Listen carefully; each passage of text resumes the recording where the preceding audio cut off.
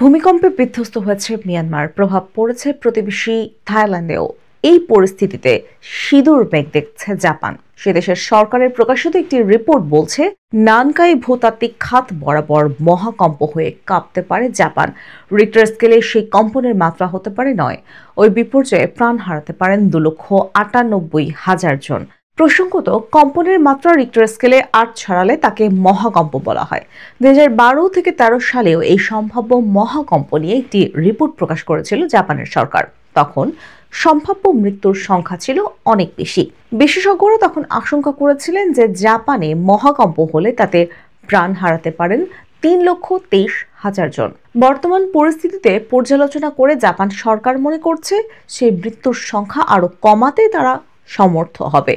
প্রযুক্তি এবং আগে থেকে সতর্কতামূলক ব্যবস্থা করেই একমাত্র এটা সম্ভব। তাদের লক্ষ্য, মহাকম্প হলে এই মৃত্যুর সংখ্যা ৮০% কমানো। বাড়ি ভেঙে পড়ার ঘটনা ও ৫০% কমানোর লক্ষ্যমাত্রা স্থির করেছে তারা। নানকাই ভূতাত্ত্বিক খাতের দৈর্ঘ্য প্রায় ৮০০ কিলোমিটার। টোকিওর পশ্চিমে শিজুওকা থেকে দক্ষিণে কিউশু দ্বীপ পর্যন্ত বিস্তৃত রয়েছে সেটি।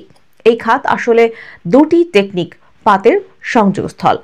জাপান যে পাতের ওপর রয়েছে, ক্রমে তার নিচে প্রকাশ করছে ফিলিপাইন সাগর টেকটনিক পাত। এই দুই পাত নড়াচড়া করলে তাদের সংঘর্ষের ফলে বিশাল শক্তি উদ্গত হবে। তার জেরে হতে পারে মহাকম্প।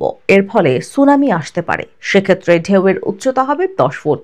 সংবাদ সংস্থাগুলি দাবি করেছে, এই সুনামির ফলে ২,১৫,০০০ মানুষ মারা যেতে পারেন, ৭৩,০০০ বাড়ি ভেঙে পড়তে পারে। জাপানের আর্থিক ক্ষতি হতে পারে প্রায় $১৮,০০০ কোটি।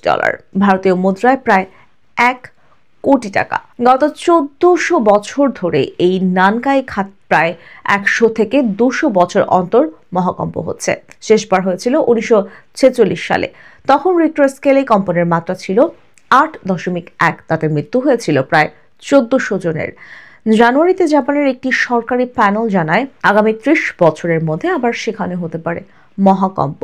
৭৫ থেকে ৮২% সম্ভাবনা রয়েছে। তাতে কত ক্ষয়ক্ষতি হতে পারে সেই নিয়ে সম্ভাব্য হিসেব কষে রিপোর্ট দিয়েছে সরকার।